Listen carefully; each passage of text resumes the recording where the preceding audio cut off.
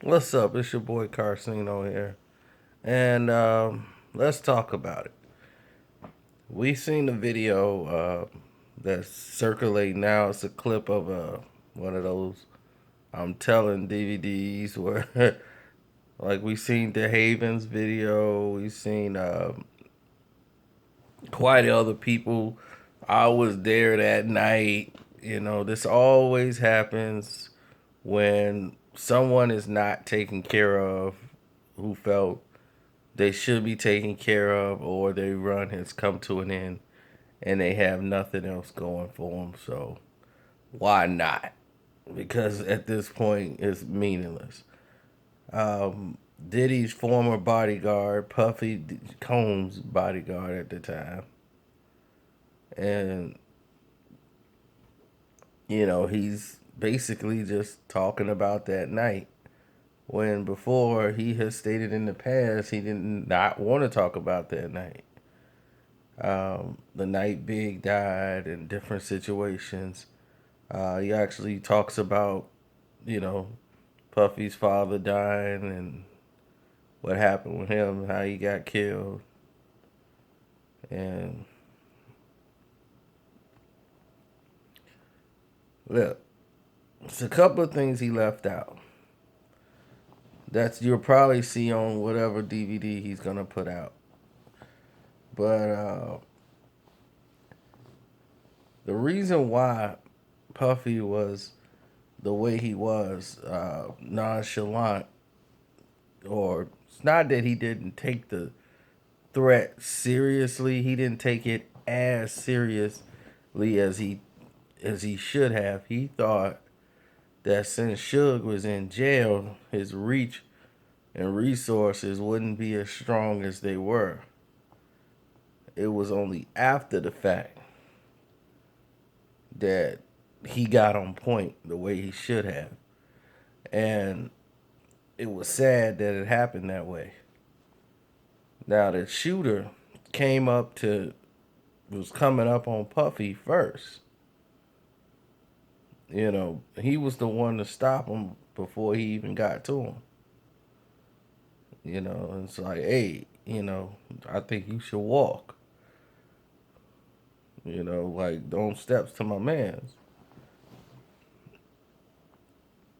So, and then later on, I ended up being the same guy that was the shooter when they rolled up rolled up to shoot Big or whatever. Now, the fact that Puffy truck did run three lights, like they were running the lights, and for some reason those Biggie trucks stopped at the light. That's exactly what happened. They all ran the lights in the caravan, and Biggie, whoever was driving Biggie car, stopped at the light. That just happened to be the case, but they knew it was Big's truck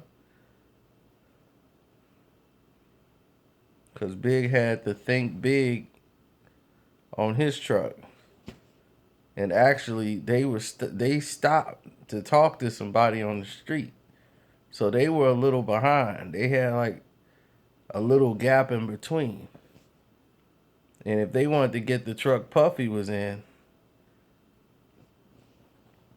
when y'all was stopped, they would actually stop for a second before they hit the light because they were waiting on the rest of the caravan to pull up. So that's the footage you see with Biggie and them was stopped talking to somebody. Then they pulled up, and before they even could pull away, as soon as they hit the light, the shots went off. So it was very quick. Wasn't a setup. A lot of people was warning Puffy while he was there, and he was just in a good mood because things are going good. He's surrounded by people he work with, friends. Nah, we good, we alright, we alright. So once Andre Harrell's situation went the way it did, he should have known then. He thought people was just being a little paranoid. Like, he knew dude had reach when he was out. But once Suge got locked up, he thought, okay, things gonna relax. Things is okay. Things are better now. Let's, you know, let's get everybody together and go back out there. It was more people on the East Coast, on the West Coast that day than you would ever believe. They were all at that museum for that party. All these East Coast rappers, Midwest rappers, I think Genuine was even there. Everybody from the industry basically was at this party. And it's like all these East Coast dudes, all of them in there. Once that happened, everybody spread it like roaches and got out of LA. People were at the airport. Get me out of here. I'm gone. They killing East Coast rappers. I think even Nas is on the West Coast when that happened in LA. Everybody from the East Coast was out there. Big didn't want to be there that night. Puffy and like, man, we gotta be here, man. We got an album coming out. We gotta promote. Big was supposed to be I think he was going out of the country, if I'm not mistaken, but I know he was supposed to leave that day and canceled. Because he canceled because Puff wanted him to come to the museum.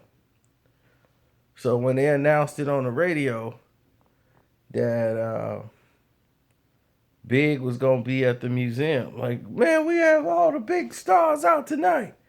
Busta Rhymes. You know, they was just going down a list of names. Missy Elliott. And all that going down. And then we have Puffy Combs, Biggie Smalls. They gonna be doing it for y'all live. Chilling at the museum. You know, it was advertised on the radio. So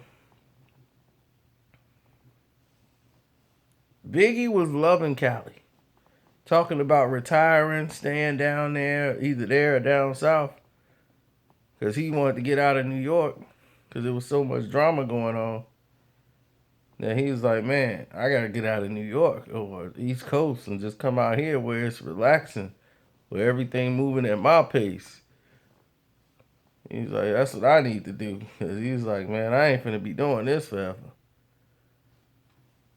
But he wanted to get that Life After Death promotion by going to the party where they were going to be playing the album. And they needed to make that appearance, which is true. It wasn't no setup to have him come there. But that was the truth. They needed to promote the album and see the reaction of the people. And they felt the buzz when everybody was playing the song. Like, look, everybody, yeah. So they was feeling good. You know, it's just a tragic ending to a messed up night. But it changed everything. Like, Diddy he wouldn't even do a song. Like, when they did the tour did not come to California.